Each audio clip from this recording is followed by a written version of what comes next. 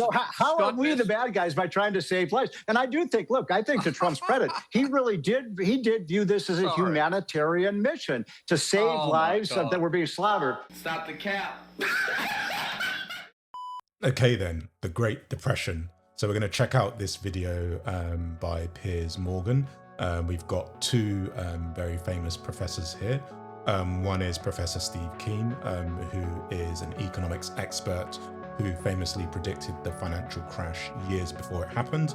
And the other professor, the pseudo-professor, Professor Zhang, is become pretty much a very massively trending YouTube celebrity, let's say, who's made some pretty accurate predictions regarding the war in Iran, the Trump election, and I think he's also made a third prediction that Iran would basically win the war. So we're going to see how that potentially turns out. I'm not sure who the fourth individual is here, but I'm sure we're going to soon learn. But then obviously we've got the infamous or famous Piers Morgan, depending on how you feel about Piers Morgan, basically curating and managing this interaction. So I guess what we're going to understand from two of these famous predictors here, these being Professor Steve Keen and Professor Zhang, is can we expect, or should we be expecting, another Great Depression, partly as a result of what we're seeing in the Strait of Hormuz and the war on Iran that is happening at the moment. So yeah, let's dive into this and see what we can learn. Are we heading for a global recession, do you think? I think that we are heading towards a global depression. I'm terrified. People are not going to starve to death. They're going to die of thirst.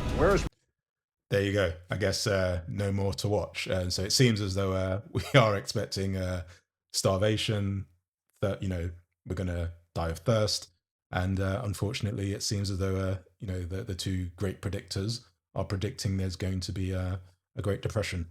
It seems like you all can't determine who's the good guy here and who's the evil. You're the bad guys, for God's sake. Yeah, exactly. I mean, that's my point. Okay, if you can't realize that America is the evil empire here. You're saying the United States is the evil empire. Yes, stop reading Hollywood scripts and realize which planet you're on. Okay, then if we're the evil empire, why is it every immigrant in the world wants to come to the United States? Nobody wants to go there now, mate. This is a serious warning, announced the IRGC after firing at a US warship. The Strait of Hormuz remains closed. The 100-mile choke point along Iran's southern border has become the regime's most powerful weapon. Clearly, the United States has no military solution for opening it. And while President Trump may boast that the US doesn't need the strait, rocketing gas prices and spiking inflation say otherwise. Recent polls show that voters now trust Democrats more than Republicans on the economy for the first time in 16 years. A fact. Yeah, and this is interesting because Piers Morgan has always been portrayed and characterized as a Trump supporter and Israel aligned, actually. So it's interesting that on the face of it, I mean, we're going to see more of this video, that he seems to be either be a bit more objective, arguably, or he's actually moving to almost slightly critical tone around what has been happening. And typically the thing about Piers Morgan as well, actually, is broadly speaking, he tends to leverage or tends to weight the arguments in terms of the number of guests and the ratio of the guest ratio in his favor. So what I mean by that is that he has two individuals, two professors, one of them a pseudo professor, as I say, who is going to argue in one direction. And then there'll be this one person that's basically arguing probably in favor of the war, as we saw in those clips there. But it's never like a 50-50 split. It's always like a gang sort of attacking the one individual that has a slightly different position. So based on the ratio of guests and the positions they represent, my suspicion is that this is very much about making the case against the war. Is that oil trades in a global market. That means Americans will pay the price just like the rest of us. And while the White House has promised immediate relief as soon as the strait reopens, most experts say that economic chaos will reign for months or worse. So how bad could it all get? Well, one of my guests today is warning of everything from recession to famine. Joining me to debate is the economics professor and commentator Steve Keen, former economics advisor to President Trump, Stephen Moore. Okay, so we've got the economics advisor to Trump, So that's who this individual is here. So we finally learned who he is. The game theorist Professor Zhang. It's funny because he's calling him Professor Zhang, but I don't think he's an actual bona fide professor. He's definitely a very intelligent guy, and definitely has a lot of interesting things to say, and a lot of things I do find interesting. And I think he does actually have credentials in terms of some of the predictions he's made. But I do want to be clear. I don't think he's been awarded a professorship from any university anywhere in the world. It struck me that this was always a massive gamble by President Trump, and that the potential downside was big, and it's turned out to be very big so far, with very little at the moment, I would say, very little tangible upside in terms of concessions from the Iranians, because they've realized that by strangling and controlling the Strait of Hormuz, coupled with their strategy of attacking their neighbors, their Gulf state neighbors, that two-pronged strategy can be very effective in damaging the economy, both for the Gulf states and for the global economy with the Strait. How bullish are you about what is going on here if this carries on for a few weeks or months? Well, I certainly agree that, look, energy is the master resource. And it's interesting he talks about energy being the master resource here, because one of the things I speculated about when covering Professor Keen's one of his other videos around how economic models fail to account for energy. Clearly, this person who is an advisor to Trump understands that relationship, and that's essentially what I was speculating on, right? So it's quite interesting that he talks about energy in the first breath of what he's saying in response to Piers's question there. So I just thought that was quite interesting. That we have is derivative of energy. And so when you see the price of oil go up to as high as $110 a barrel from, it was at, almost half that level at the beginning of the year. Remember, at the beginning of the year, thanks in part to Trump's drill baby drill strategy, we had the lowest gas prices in 50 years adjusted for inflation. So everything was going swimmingly with respect to energy. And then all of a sudden you have the straits closed down, you have the bombing, and that has certainly disrupted things in a very negative way. And look, a higher price of oil is just basically a tax on the world economy. It affects everyone. I agree that so many industries, from our technology industry to our transportation industry to our manufacturing, is all very dramatically affected by a higher price of oil. And the real question is, how long will this last? Now, none of us know that answer. I would say that the best way of gauging how long this will last is to look at the futures market. Yeah, and to be clear about this point around the futures market telling us when we can expect this to end, that is just speculative, right? So nobody really knows when this situation is going to end. All the futures market is going to tell you is that sophisticated, presumably educated traders are taking a view that it's likely to end at this particular date, right? That's all it tells us. So to be clear, nobody knows, but it's not unreasonable if you're going to look for somewhere to get an indication as to what the general consensus is to look at the future market, right? So it's just giving you a more informed guess around what is going on, essentially. Because if it doesn't happen, it's going to be really bad news for the Republicans come midterm elections. Right. Because the one thing that we all know is that Americans hate paying high gas prices at the pump. Yeah, but the person that knew that better than anybody was President Trump. I've known him a long time. You have. Yes, it was a massive gamble. I understand he wants to stop Iran developing a nuclear weapon. I understand the argument. Yeah, but do we believe that argument? Do we believe this is about stopping Iran building a nuclear weapon when he previously claimed to have obliterated their nuclear capability? And I think when you hear the rhetoric coming out of Israel and around their view about their own sovereignty and their own safety as a country, it's not implausible that actually there's ideological reasons for this happening. So although we're having an economic debate, and that's probably the only constructive debate you can have around all of this, um, we can't also rule out the fact that this is just a continuation of an ideological position whereby there is just this perpetual mistrust between Israel and Iran and America's allies. I just felt like going to war with Iran in the way that's happened had so many potential negatives to it that it was an enormous political risk, never mind anything else, and a huge, as it's turned out, economic risk. Yeah, and Piers is definitely right about that. It's definitely a huge political risk, and it's also a huge economic risk. So as I say, and those are things we can talk about objectively, right? You know, ideology, that becomes very subjective, and again, we're just speculating. We don't really know. So I think what Piers is saying is fair. And the truth is about the future markets, for example, with this, I don't think anybody knows. Again, I think Piers is actually correct there, and it kind of repeats the point I'm saying.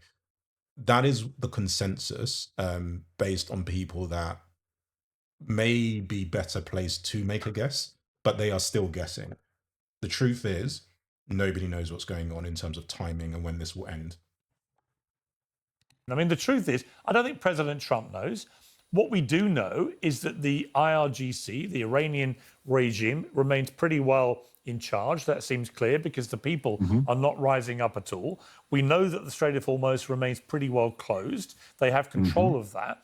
And, you know, if they think they can hold America to economic ransom, it is highly likely, given the history of this 47-year regime, that that's exactly what they'll do, that they will effect maximum leverage economically, knowing that that is actually their most effective weapon. Yeah, and I think the irony of all of this as well, and it's something many commentators have actually talked about. You know, one of the things Trump said was that he was doing this to encourage the uprising that Piers was talking to. But by, you know, sort of decapitating the previous ruler, he's installed the son of that ruler, who allegedly is more brutal, is more oppressive, and therefore is likely to reduce the chances of any uprising that America may have been hoping for if we take America's position at face value, right? So for me, that is kind of like the irony of all of this, right? It's kind of entrenched that division even more deeply between Iran and Israel. So in some ways, was this ever really about regime change would be my question. Because again, I think Trump would have known that as well. And I think his advisors would have known that as well, even if Trump didn't. So again, it's, you know, it's very strange what is going on actually. And it's very difficult to decipher the true motives of what is actually happening here. So I would simply say to that you know, Trump has said short-term pain for long-term gain, and the big question, of course, is how long is that short-term pain going to last?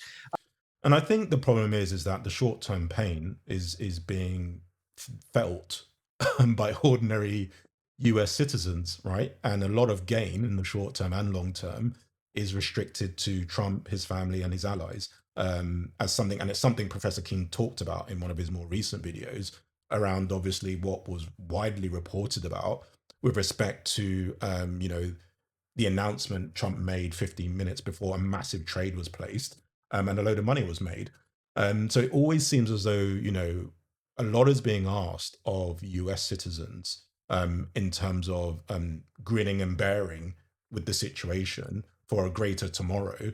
But, you know, Trump, his family, and his allies get to enjoy today and tomorrow, right? That's kind of, again, the perverse, you know, situation we find ourselves in, right? You know, those with the broadest shoulders, as we famously say in the UK, tend to carry the least pain possible.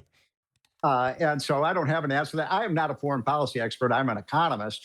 I'm here to tell you if the price remains high, it will have a very negative effect on the economy, especially given the fact that we are now moving into this incredible new age of AI, robotics, where the data centers, where our energy demands are going to double over the next 10 years. So we're going to use a lot more energy.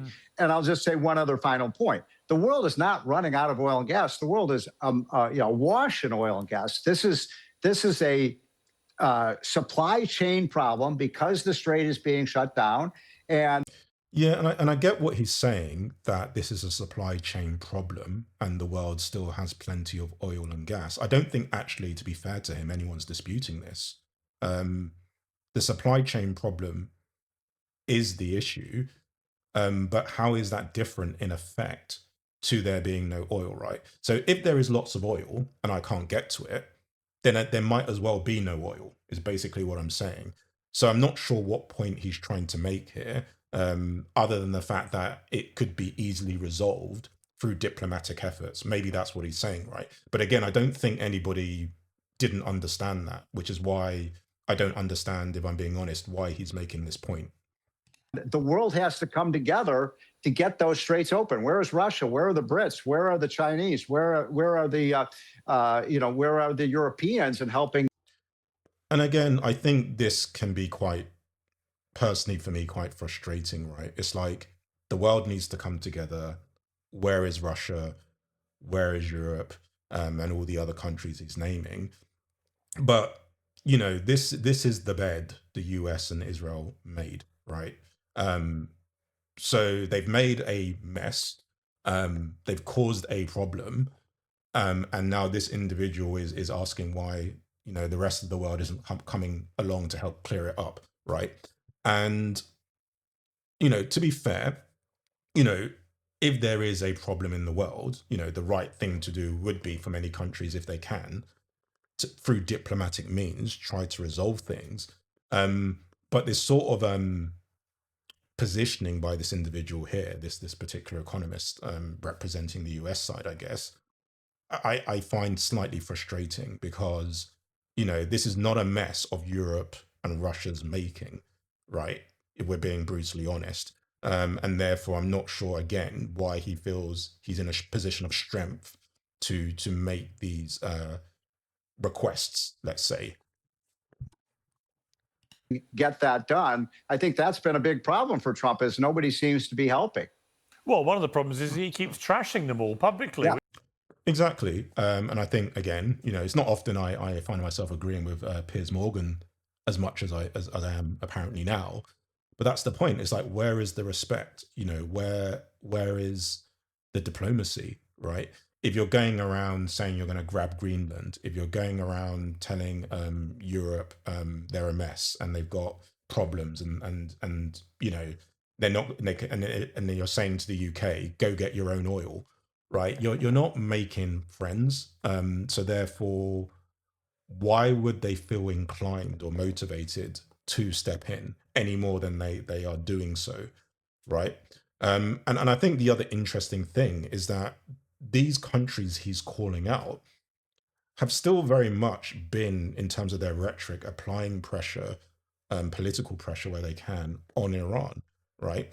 We hear in the UK how Iran is being reckless, and therefore the UK is having to step in because of Iran's reckless actions. So there is that support, actually, that America is receiving, despite the fact America have created this problem for themselves. For them to sit on their hands, I think Trump is right to say maybe we're going to have to reinvestigate this relationship with Europe. Well, it could just be that a lot of European countries were not persuaded that Iran was about to imminently have a nuclear weapon. And the reason for that, I can speak for my country, the UK, although if I'd been Prime Minister, I would have absolutely allowed America to use our bases. But why? And I think, for me, that to me doesn't make any sense. If you don't buy into the rationale of the war, why would you allow the US to use your bases, right? That to me is a weak position. And I don't agree with that. And this, to me, is more what the Piers Morgan I would expect, based on what I've seen previously in terms of his position around, and his worldview. So for me, that those two things don't align, right? If you don't see a valid reason for the war, then why support it or enable the perpetrator of that war to continue doing what they're doing. Either you agree, and if you agree, then yeah, let them use your bases, right? But if you don't, to me, what he's saying doesn't make sense. So whether he does or he doesn't agree is up to him, right? That's his prerogative. But if I take him on face value and say, well, this is not something I align with, this is not something I agree with, why would you put British citizens and British armed personnel in harm's way if you're not convinced that the US is doing the right thing? That to me is a very irresponsible thing to do. And I think even Keir Starmer understood this, which is why he was hesitant to cooperate, right? Because he knew that by cooperating, it puts British personnel and British people overseas in harm's way. And if you're going to do that as the leader of a country, you must be very, very confident and sure you're doing it, for the greater good, at the very minimum, of your country. And because you've got to look at those people in the eye, right? You've got to look at your citizens in the eye. You've got to look at yourself in the face, in the mirror, and be comfortable that what you're doing protects the people you serve. So for me, that is why I have a very strong view around the fact that, Piers Morgan is arguing on the one hand that, look, on a rational level, we as Europe are doing the right thing and we're not getting involved. But at the same time, I would have jumped in and helped Donald Trump at the first opportunity. To me, those two things don't make sense. I do think that we have quite long memories here of what happened with Iraq, where we were assured that Saddam Hussein had weapons of mass destruction, and we went to war. It cost enormous amount of money, enormous amount of lives lost. And again, this rewriting of history is interesting as well. Like, nobody was sure officially there was weapons of mass destruction in Iraq, and nobody was sure that Iraq was the origin of the 9/11 attack. Actually, none of these things were conclusive, right? So there was always suspicions, and I don't think it would surprise anybody if there were networks and links to Iraq for sure. But having, placing Iraq as like, the origin of everything that happened with respect to 9/11 was not something that was ever, conclusively accepted. And, famously, the weapons inspectors, did not find any evidence of weapons of mass destruction in Iraq. So this idea that we kind of made a mistake, to me, again, is not consistent with my recollection of what had happened, right? There was no weapons of mass destruction or no evidence of it. There was no evidence that Iraq was more culpable than any other country around the 9/11 attack. And therefore, when the decision was made to overthrow that regime, it wasn't like this unknown mistake, right? We weren't making a mistake. It was a willful choice, essentially, to overthrow the Iraqi regime. And again, the real motivations behind all of that, we're never really going to know. To the rise of ISIS, it was pretty well a catastrophe. So I think people in Britain and others in Europe that went to war in Iraq over the issue of WMD are like, you know what, we're not persuaded. And they should be allowed to be not persuaded, in my opinion, without the president, going completely berserk as he's done, because I don't think that helps persuade anybody to help in the way that I think you reasonably put out a sort of narrative here that, yes, of course, all the countries have a vested interest in the strait being reopened, ought to be working together to do it. Yeah, but what does that mean, right? It's like, if one country, let's say the US, goes rogue, right, and just starts bombing the hell out of another country, and then demands that every other country facilitates that ongoing bombing, that ongoing destruction. Like, is that what's meant to be happening, or is the expectation that those other countries try and resolve that issue in the most amicable way possible, by basically enabling both countries to find a peaceful resolution, right? Because there's a difference between asking the rest of the world to pick a side and asking the rest of the world to support a resolution, right? So what Piers is saying sounds like, yes, the rest of the world should be trying to find a resolution, whilst this economist here, the US economist, seems to be suggesting we should pick a side And unfortunately, to me, that is how I interpret Donald Trump. Donald Trump is not criticizing the rest of the world because they're not trying to help find a peaceful solution. He's criticizing the rest of the world because they haven't picked a side, right? And there's a big difference between those two things. Professor Zhang, let me bring you back into the debate here. Welcome back to Uncensored. We always get a great reaction when you come on. So thank you for sparing me some of your valuable time. Yeah, this Professor Zhang is a real celebrity. He's definitely he's definitely got a lot of motion at the moment for sure. Stephen mentioned there China and why China isn't doing more to help. It is interesting because China really gets more energy through the Strait than anybody else in the world, and therefore has a bigger vested interest, you would think, in getting it reopened as soon as possible. Yeah, and again, my question would be the same. Why is it China's responsibility, right? Again, they didn't make the mess. They didn't cause the problem. So yes, they've got a vested interest and maybe the largest interest. But why do they have more responsibility than anybody else? Would be my question. Why is China kind of sitting this out? Well, China is not sitting this out. We have the ceasefire in place because China did a lot of backdoor diplomacy in order to pressure the Iranians to attempt a ceasefire. This is out of character for China. China does not like to involve itself in other nations' affairs. And so I think without Chinese pressure, we would not have the IRGC agreeing to the ceasefire in the first place. The issue is that the United States continues to be unreasonable in negotiations with the Iranians. The Iranians have done a lot in order to try to accommodate the Americans. But, when J.D. Vance went to Pakistan for the first time to negotiate with the Iranians, basically, it was a very heavy-handed ultimatum to the Iranians. And after that, yeah, and it's interesting that in his view, China's, perception of what's going on is that it's actually the US that have been unreasonable, because there's always been this sort of debate about which side is being unreasonable. And obviously the US has pointedly said, well, Iran are being unrealistic and unreasonable about what they expect to happen to broker a peace deal.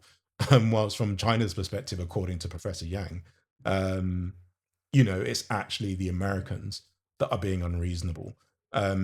So it is interesting, in terms of what is coming out, in terms of what we're hearing about these discussions and these negotiations. And ultimately, it doesn't feel like, coming back to the original point about when is this going to get resolved, it doesn't really feel like there's going to be an end in sight, unfortunately, anytime soon.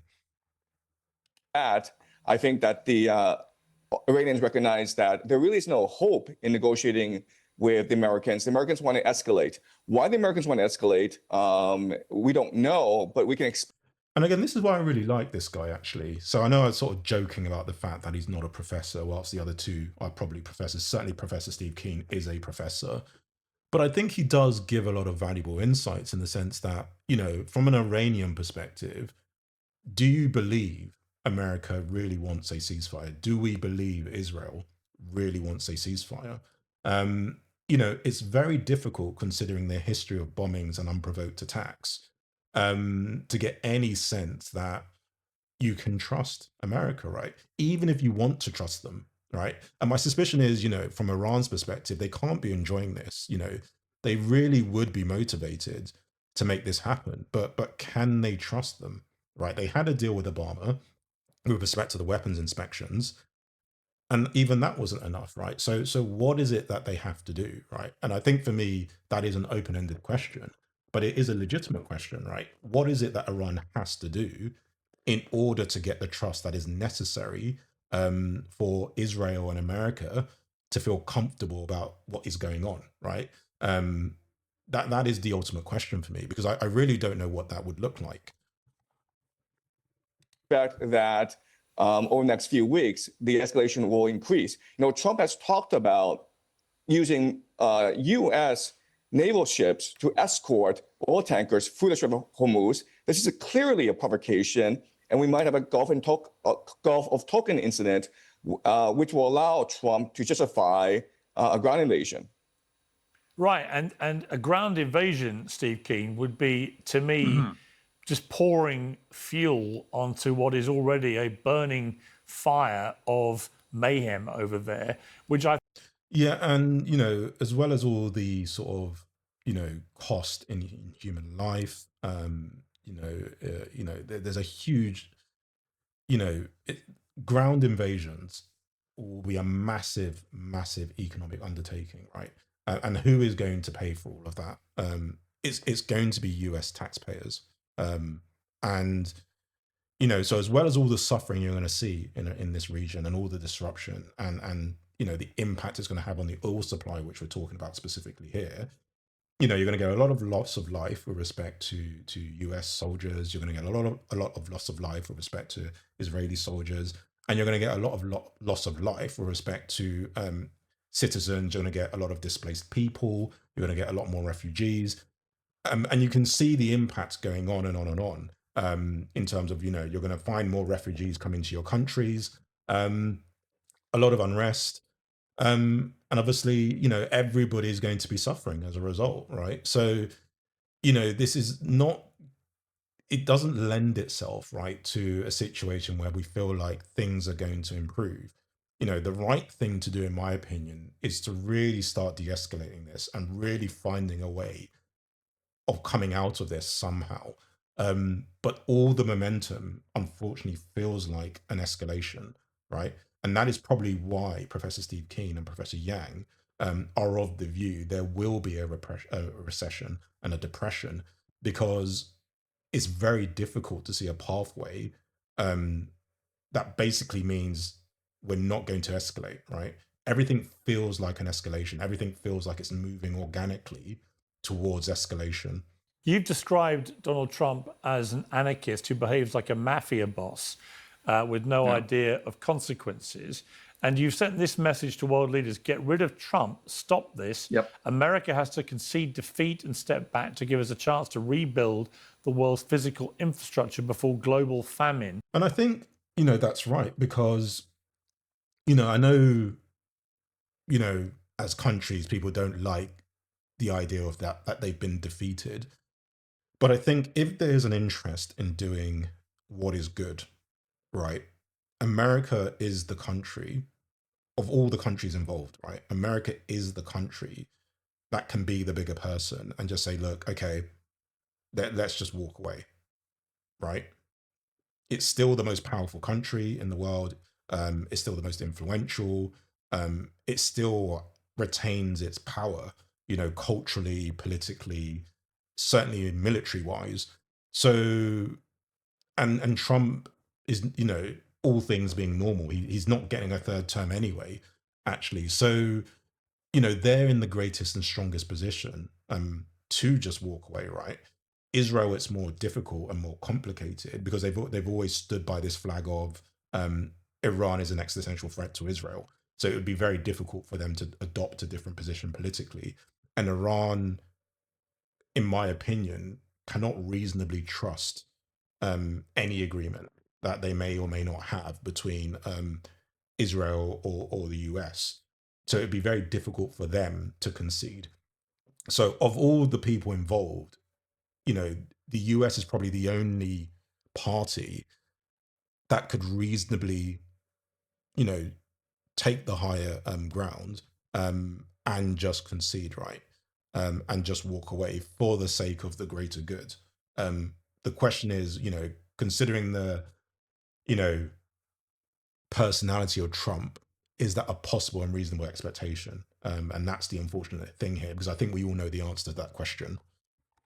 But in terms of this war and the impact it's had on his legacy, how was the tariff war doing before all this? In other words, the Trumponomics, which he launched with a huge gusto, a kind of year ago, how was that playing out, do you think, globally before this? In other words, was his economic strategy, do you think, working?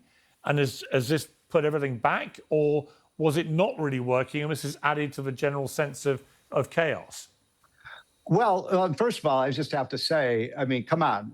It seems like you all can't determine who's the good guy here and who's the evil. And by the way, I'm not You're the even a big bad fan. guys, for God's sake. Yeah, exactly. I mean, that's my point. You're If the you bad actually guys. think that we're the bad guys and the Iranians the good guys, you have a personal. No. I think this is the biggest problem, and this is another frustration I have. This idea of good guys and bad guys. People are nuanced, right? People are complicated. They do good things, they do bad things, right? It's about ultimately opportunity, power, and trust, right? If you think about, the Epstein files and what was happening there, and why all of these rich individuals were allegedly doing what they were doing. If you think about, obviously, the situation, P. Diddy, Sean Combs found himself in, and what, he was convicted for, right? These are all individuals who are trusted, are respected, are admired, have power, have access, have opportunity, right? This is why a lot of crimes in general are proximity based, right? And it's typically between people that know each other, right? Crimes of passion, right?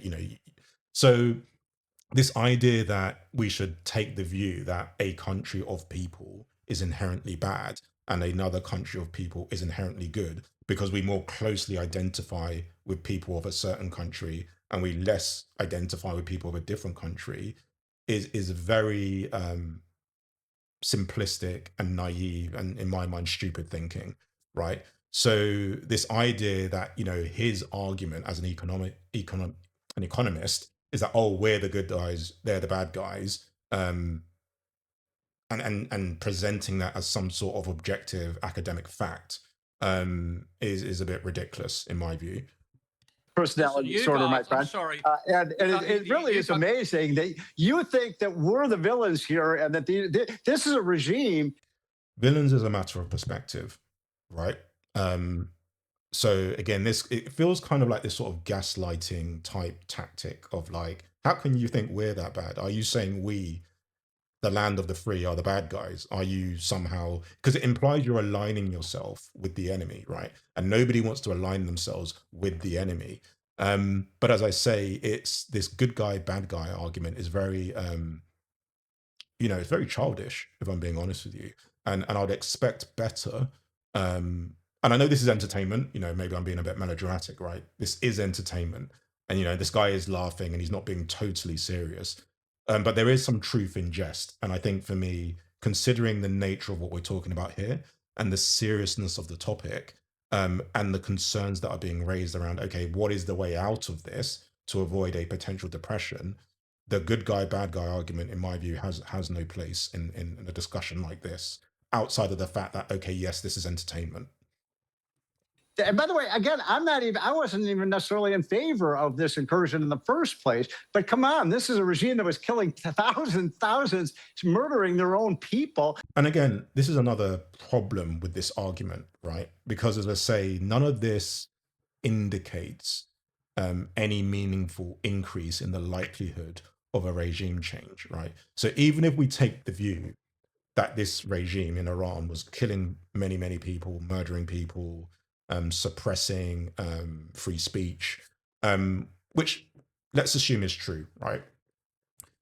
And is the answer going in there, decapitating the head of state, and then killing more people than the regime was killing, right? Causing more suffering, double dipping on bombs of schools, right? Allegedly, right?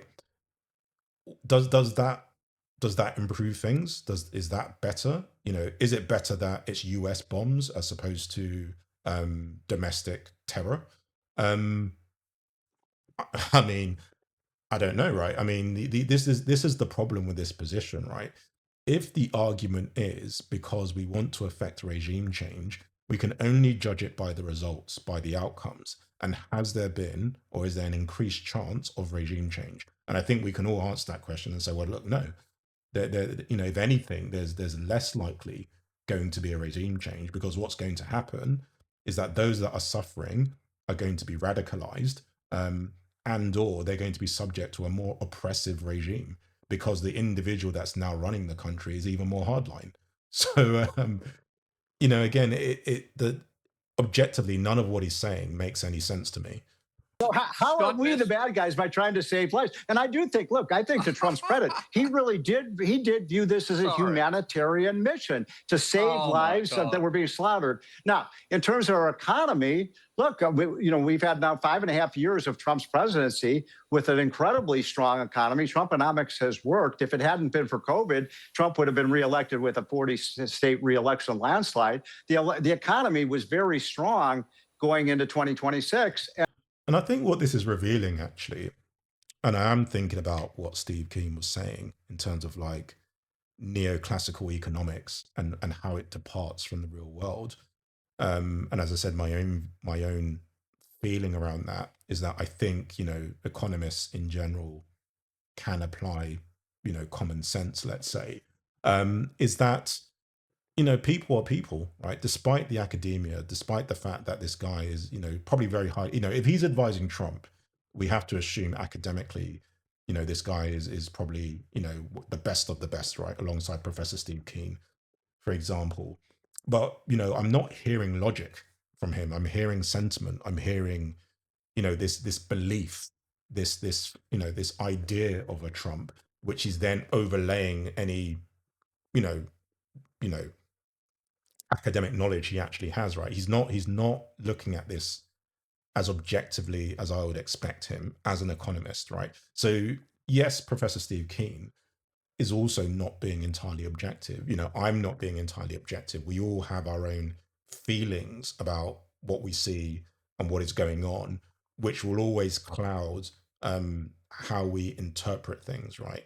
It just creates this veil. It creates this lens that's very difficult to remove, But I think for me, it always has, you always have to be grounded in the logic, right? in what is rational, and to say things like Trump's economics would work, like what's Trumponomics, right? Is that something an economist studies? Is that something we've heard of? Is it a thing? So I would expect, I might say that, Piers Morgan might say that, but would I expect an economist to be talking about Trumponomics, like it's some kind of well-established model of economics? I'm not sure, and this fact that he feels like Trump has done a good job, right? Why does he feel like Trump's a good job? Like, make the economic case. And at the moment, he's failing to do that, right? And as I say, I do appreciate this is just a talk show. There's an entertainment element to this, and he doesn't have the room to really present his economic case, to be fair to him. But there's no attempt really in my mind, or not enough of attempt to even try and present a case that allows me to understand on some level what Trumponomics looks like, or is even trying to achieve, and why it might be a good idea.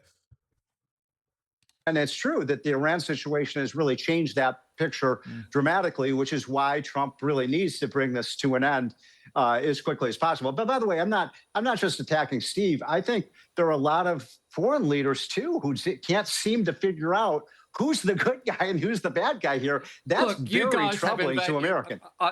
I was facing being conscripted to fight for freedom in Vietnam. And the one thing that threw me is, why am I being conscripted to fight for freedom? Okay, you go into Vietnam, you attack it, your whole thing is about going to stop the communist invasion of Southeast Asia. Who was the first country Vietnam has a war with? China, the first and last war. That turned out completely against what you thought was going to happen. Afghanistan, Iraq. I was against all those things. I was against Well, those. You should be against this one as well. Grow up. Okay, if you can't realize that America I'm saying, is the evil empire here, then you've... I think the more important point here as well, which is why I think it's very important, we get away from this good guy, bad guy narrative, is that, as a citizen of a democratic country, right, like the US, like the UK, like Europe, if the default view is that the people leading this country must be good, they're not normal people, right? Because as I said, in my view, normal people do good things and bad things, and there's always a risk they're going to do bad things, the more they're trusted and the more power they have. That's true of anybody, right? I'm not talking about politicians per se specifically, right? But clearly politicians have a lot of power and a lot of trust by virtue of the fact they're politicians. It's like policemen and police people. It's like doctors, right? Nurses, they have teachers, they have a lot of power by virtue of the fact they're trusted and respected. So if you can never challenge their goodness, how do you protest? Like, how do you hold them to account? How do you challenge them, right? And if you can't do those things, is it really a democracy, right? So that is why, as I say, this default position that, America is good because it's America is very, very problematic, because if an American leader decides to do something that contravenes international law, that contravenes the UN and its charters, but the position is, well, that doesn't matter because America is good, you can kind of start seeing the problems there, right? And then how do you start characterizing anybody that protests against that? Suddenly they're the dissenters, suddenly they're the problem. And to me, that's a quite dangerous place to be in. But it's the United States. sorry. You're saying the United States is the Yes, evil empire. yes, the United Wow. States Wow. began this. What country has invaded America? How many countries has America invaded? Please stop reading Hollywood scripts and I realize which seem to planet think, you're on. And again, this is why I have a lot of respect for Professor Steve Keen. It's because he's objective. He's more objective, right? Because that's what I want to hear. Like, I don't really care how any of these individuals I'm looking at feels, right? What I want to know is what is going on, right? And he's right. Which is the country that has invaded countries? Which is the country that has dropped nuclear bombs, right? Which is the country that had the slave trade, right? Which is the country that was redlining, right? And I'm not saying this makes America more evil than every other country, but what I'm saying is that clearly this idea of good and bad countries is complicated. It's not as binary as this US economist is suggesting, right? It's not really that clear which is the good country and which is the bad country. It's not really actually that obvious. So this gaslighting to me is tactical, it's childish, and it's quite disappointing considering this individual is an academic. I mean, look, from my point of view, let me be crystal clear. I do think Iran is an evil regime. Yeah, so Piers will definitely have to say that.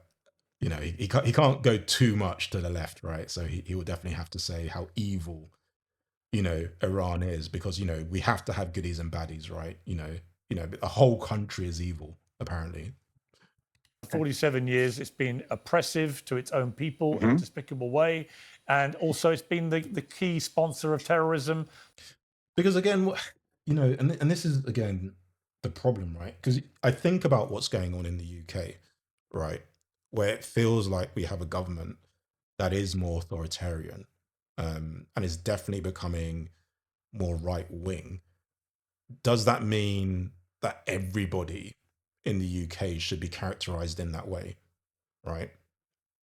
I think most sensible people would understand, but no, we still, regardless of who's in government, right? Whether it's Reform or the Greens or Conservatives, whoever, right? I think most can agree we're still a group of individuals with our own ideas, our own beliefs, and we might be right on certain issues and left on other issues, right?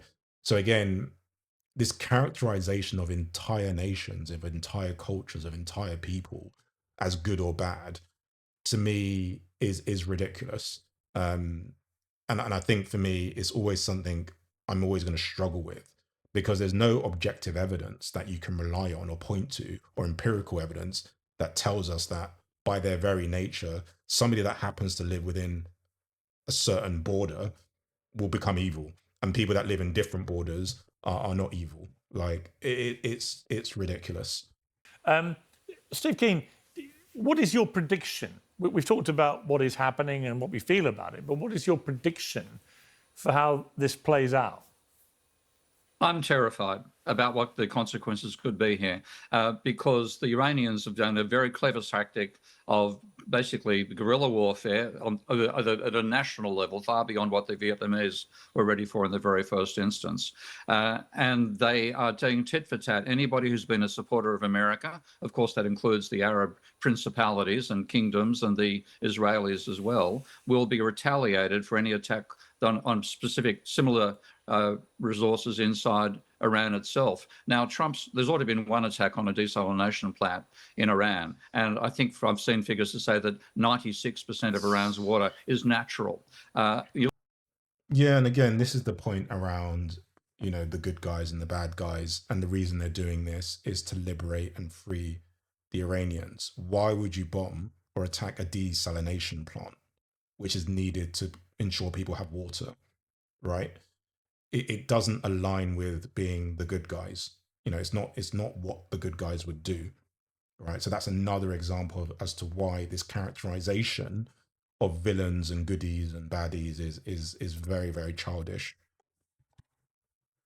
Look at the other side, the Arabian states, some of them have 96% dependence upon desalination. If it goes that far, then we will, and you have no idea how this stupid attack is going to turn out, then that could mean that those areas have to be evacuated because people are not going to starve to death. Exactly. And what does that mean? Displaced people, asylum seekers, immigrants. They're going to die of thirst.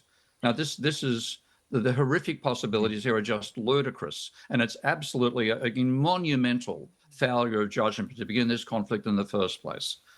Yeah, I mean, Stephen Moore, that is the problem, it seems to me, is that no one can say with any real confidence what is going to happen. And the one thing that global economy needs is confidence. And no one, I don't think, can say that. We've also got this kind of geopolitical turmoil now with the Gulf states where they've all been attacked. They're seeing their business model to replace oil, which was going to be tourism and come here, it's safe, it's sunny, we're going to have entertainment and sport and so on. We're seeing a dramatic dialing down of investment in things like golf. The Live Golf investment is ending and so on. You're seeing lots of immediate reactive signs that this has been very damaging to the ongoing future business model of countries like Saudi Arabia, of states like Saudi Arabia and the UAE and Qatar and so on. So there's a lot going on here, isn't there? There is. I mean, I don't know kind of where to start. I would simply say that, I mean, one really, really positive thing that's happened the last couple of weeks is the UAE dropping out of OPEC. I mean, as long as I've been alive since I was a teenager, I go back to the 1970s, we've had OPEC with a blade at our neck where they could, just by turning on and off the spigots, they could really throw the American economy into recession and causing global recession.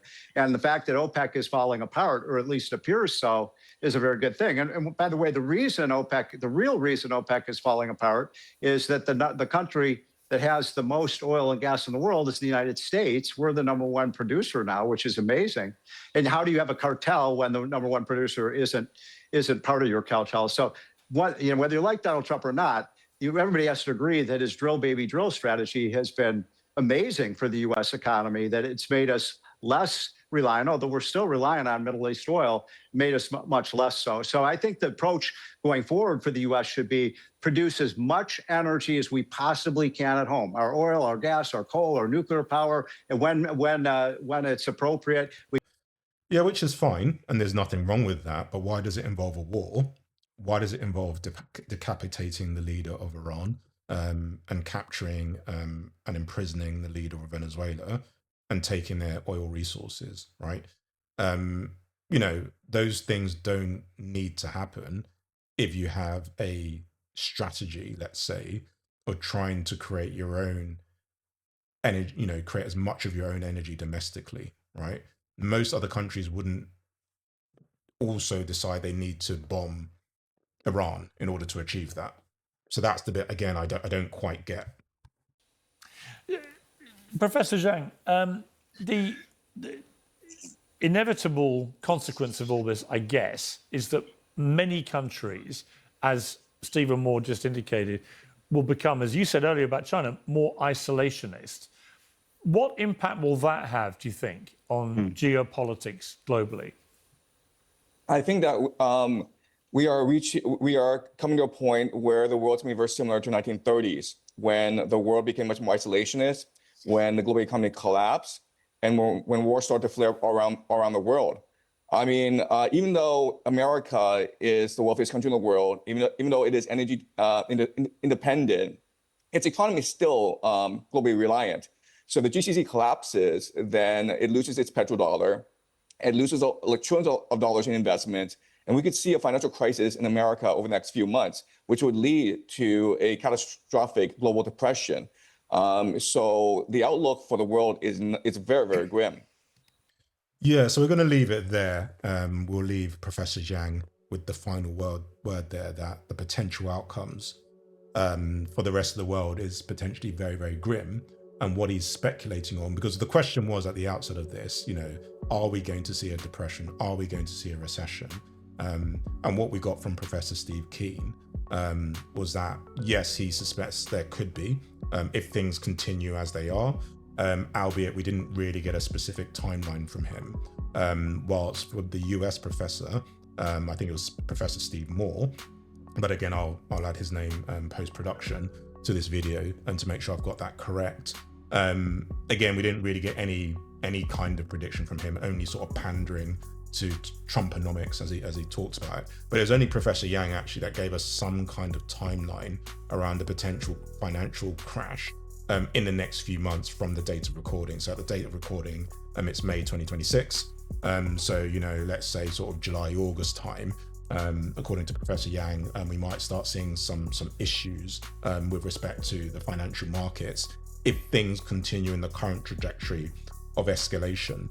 But I think for me, what's always interesting when looking at panels like this, certainly when it comes to Piers Morgan, is that it's always going to be very obvious what side of the argument he's on, depending on the ratio of panelists he has, and it will always be on the side of the majority. That is always something that is the case with Piers Morgan. And typically he's always been somebody that always presents himself as being objective and tough on both sides. So he would argue he's a leftist and is tough on and calls people out, right? He holds people to account. And I think my own view is that that's typically not how I would characterize Piers Morgan personally. He is somebody that is more right-leaning. He's definitely in the past supported Trump and considered Trump a friend, and he certainly has a pro-Israel position, right? As many in the legacy media do.